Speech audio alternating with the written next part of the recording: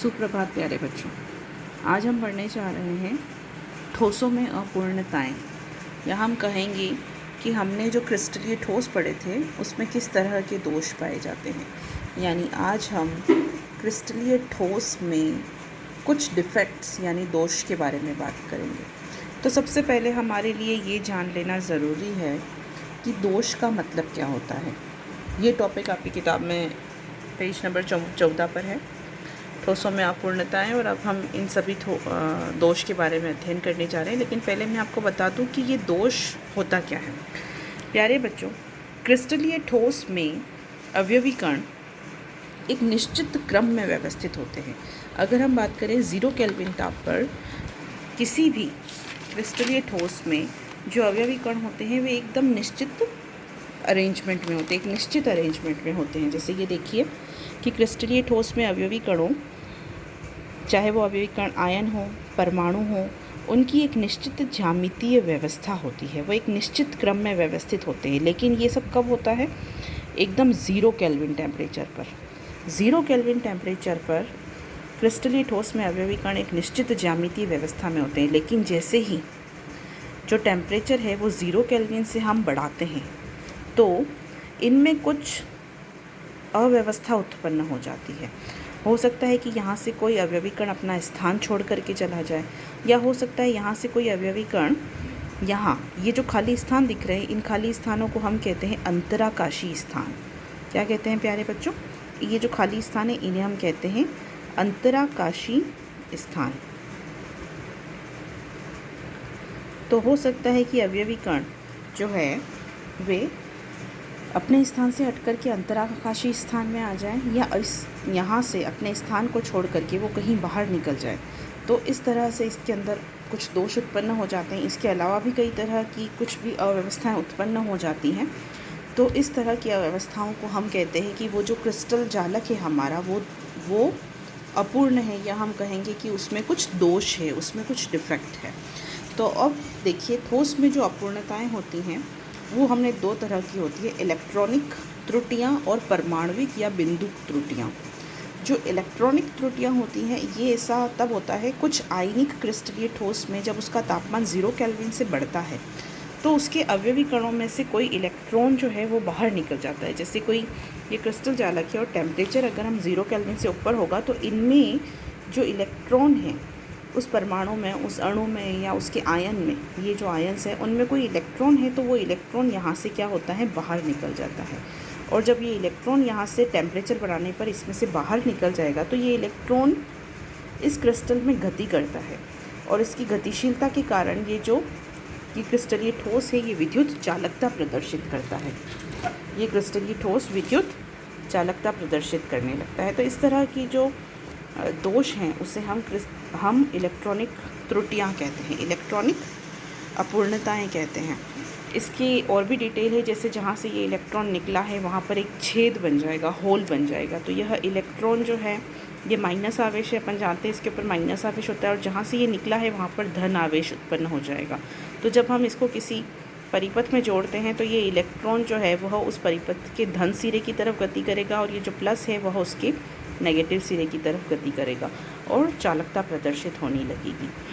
ये इस तरह की जो इलेक्ट्रॉनिक त्रुटियां हैं इससे हम कई तरह की उपयोगी चीज़ें भी बना सकते हैं। जैसे कि हम अर्धचालक सिलिकॉन और जर्मेनियम इस तरह का गुण प्रदर्शित करते हैं, और उनके साथ में हम दूसरे यौगिकों को मिला कर के भी इस चालकता को बढ़ा सकते हैं।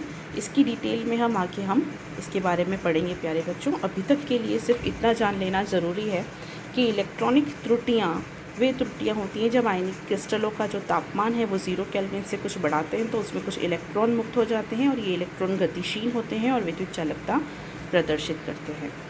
उसके बाद हम बात करते हैं परमाणविक या बिंदु त्रुटियाँ।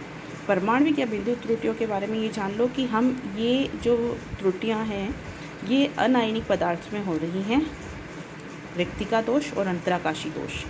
यह अनायनिक पदार्थों में ही पाए जाते हैं, रिक्तिका दोष और अंतराकाशी दोष। तो रिक्तिका दोष क्या होता है? ये देखिए कि क्रिस्टल जालक में जो अवयवी कण है वो एक निश्चित ज्यामितीय व्यवस्था में बने हुए, लेकिन एक कण जो है वो यहाँ से इस क्रिस्टल को छोड़कर बाहर निकल गया है, तो उसकी जगह पर ये एक रिक्ति बन गई है, इसलिए इसे हम कहते हैं रिक्ति का दोष। यानी जब अवयवी कण क्रिस्टल जालक से बाहर निकल जाता है तो उससे रिक्ति का दोष कहते हैं। अच्छा, चूँकि यहाँ से अवयवी कण इस जालक से निकल गया है, बाहर निकल गया है, तो यहाँ पर चूँकि उसका जो द्रव्यमान था वो कम हो गया है, यानी एक निश्चित आयतन में द्रव्यमान में कुछ कमी आ गई है, इसलिए इस दोष में क्रिस्टल के घनत्व में भी क्या हो जाती है, कमी आ जाती है। ये समझने वाली बात है, इस तरह के प्रश्न पूछे जाते हैं। तो घनत्व में क्या हो जाएगा, कमी आ जाएगी, क्योंकि जो कण है, अवयवी कण है, वो बाहर निकल गया है, वो इसके अंदर कहीं नहीं है, वो इस पूरे क्रिस्टल को छोड़ के बाहर निकल गया है। अंतराकाशी दोष में क्या होता है कि अवयवी कणों का एक निश्चित अरेंजमेंट है और एक अवयवी कण अंतराकाशी स्थान में आ गया है, यानी ये एक्स्ट्रा है। ये खुद तो अपनी जगह पर व्यवस्थित हैं ही, लेकिन एक अवयवी कण जो है वह इनके बीच में जो खाली जगह होती है उन खाली जगहों पर आ गया है, जिसे हमने अभी भी देखा था, जिसे हम क्या कहते हैं, अंतराकाशी स्थान कहते हैं। तो कोई अवयवी कण एक्स्ट्रा अंतराकाशी स्थान में आ गया है तो ये अंतराकाशी दोष है। तो यहाँ पर क्या होता है, घनत्व थोड़ा सा बढ़ जाता है। अब हम बात करते हैं प्यारे बच्चों कि आयनिक क्रिस्टलों में कुछ इनके अलावा और भी कुछ दोष होते हैं। ये दोनों दोष अनायनिक पदार्थ में पाए जाते हैं, लेकिन आयनिक क्रिस्टलों में और भी दोष होते हैं, जैसे स्टोइकियोमितीय दोष और नॉन स्टोइकियोमेट्री दोष। स्टोइकियोमिति का क्या मतलब होता है? स्टोइकियोमिति का मतलब बिल्कुल सिंपल है प्यारे बच्चों। आप जानते हैं जब हम कोई भी रिएक्शन लिखते हैं, जैसे मैंने लिखा कि हाइड्रोजन की, देखिए, जैसे कि हाइड्रोजन की रिएक्शन हो रही है ऑक्सीजन से, तो बना H2O, है ना। तो ये देखिए, ये जो मैंने ऑक्सीजन के आगे ये नंबर लिखा है, ये इसके कुछ मोल्स है। हम देखते हैं ना कि कोई भी रिएक्शन होती है तो प्रत्येक अभिकारक का एक निश्चित अनुपात आपस में क्रिया करके उत्पाद बनाता है। तो इनके आगे ये जो नंबर होता है, जैसे हाइड्रोजन के आगे क्या है, 1, है ना, कि हाइड्रोजन गैस का 1 मोल और ऑक्सीजन गैस का आधा मोल आपस में क्रिया करके H2O बना रहा है। तो यहाँ पे ये जो हाफ और इसके आगे जो नहीं दिख रहा है वो 1 है। तो ये जो है इसे हम बोलते हैं स्टोइकियोमेट्री। ये इस अभिक्रिया की स्टोइकियोमेट्री है ना, इसे ही हम स्टोइकियोमिति कहते हैं। तो स्टोइकियोमिति दोष का मतलब है कि जिसमें समान मात्रा में, मतलब इस दोष के होने से जो हमारा क्रिस्टलीय पदार्थ है उसकी स्टोइकियोमेट्री चेंज नहीं हो रही है, उसमें कोई परिवर्तन नहीं आएगा। प्यारे बच्चों, ये जो दोष हम पढ़ रहे हैं स्टोइकियोमेट्री दोष में, शॉटकी और फ्रेंकल, ये वेरी वेरी इंपॉर्टेंट है, ये बहुत इंपॉर्टेंट है और कई बार परीक्षाओं में इनके ऊपर प्रश्न आया हुआ है। शॉटकी दोष को बहुत ध्यान से समझ लीजिएगा। ये जो है दोष आयनिक क्रिस्टलों में पाया जाता है, यानी आयनिक क्रिस्टलों में धन आयन एवं ऋण आयन एक निश्चित व्यवस्था में कुछ इस तरह से जुड़े हुए हैं। जैसे देखिए कि इस तरह से क्रिस्टल बना हुआ है ना, बहुत अच्छे से अरेंजमेंट है क्रिस्टल में धन आयन एवं ऋण आयनों का। ये है प्लस, ये है माइनस, ये है प्लस, ये है माइनस, ये है प्लस, और कहीं से कोई धन आयन इसके अंदर अपनी जगह को छोड़ देता है। मतलब यहाँ पर धन आयन का जो रिक्त खाली स्थान है, धन आयन यहाँ से बाहर निकल गया है और आगे की लाइन में माइनस प्लस माइनस, ये देखिए यहाँ पे जो माइनस था ये भी अपना स्थान छोड़कर बाहर चला गया है, यानी इस लाइन में धन आयन और इसमें माइनस, है ना। तो यहाँ पर धन आयन और ऋण आयन दोनों ही समान संख्या में जब क्रिस्टल को छोड़कर बाहर निकल जाते हैं तो इस तरह के दोष को हम शॉटकी दोष कहते हैं। जैसे मैंने यहाँ पर एग्जांपल लिया Na+Cl- Na+Cl- Na+ यहाँ से निकल गया है और Cl- यहाँ से। तो धन आयन एवं ऋण आयन समान संख्या में क्रिस्टल से बाहर निकल जाते हैं। तो जब ये यहाँ से बाहर निकल जाते हैं तो क्रिस्टल में विद्युत उदासीनता बनी रहती है, क्योंकि सिर्फ धन आयन बाहर निकलता तो यहाँ पर एक ऋण आयन एक्स्ट्रा हो जाने से इस पूरे क्रिस्टल के ऊपर माइनस आवेश आ जाता। लेकिन धन आयन और ऋण आयन दोनों समान संख्या में निकले हैं तो विद्युत उदासीनता बनी हुई है, और चूँकि दोनों यहाँ से निकल गए हैं तो घनत्व में भी कमी आ जाती है। लेकिन फ्रेंकल दोष में ऐसा नहीं होता। फ्रेंकल दोष में क्या होता है कि कोई धन आयन अपने स्थान को छोड़ करके अंतराकाशी स्थान में चला जाता है, है ना, सिर्फ धन आयन अपने स्थान को छोड़कर अंतराकाश में चला जाता है, लेकिन वो है तो इसी क्रिस्टल में, इसीलिए घनत्व समान रहता है। इसके अलावा और भी कुछ इम्पॉर्टेंट बातें हैं शॉटकी और फ्रेंकल दोष के बारे में। शॉटकी दोष जो है वो उसमें धन आयन और ऋण आयन का आकार लगभग समान रहता है। इसी वजह से धन आयन और ऋण आयन समान संख्या में क्रिस्टल से बाहर निकलते हैं। दूसरा इसमें फ्रेंकल में होता है कि ऋण आयन का आकार धन आयन के आकार से काफ़ी बड़ा होता है, इसीलिए क्योंकि धन आयन का आकार छोटा है इसीलिए वो अपने स्थान से हटकर अंतराकाश में आ गया, क्योंकि इसका आकार छोटा है। शॉटकी दोष का है कि समन्वयी संख्या जो है वो उच्च होती है। प्यारे बच्चों, समन्वयी संख्या उच्च होती है। जैसे देखिए कि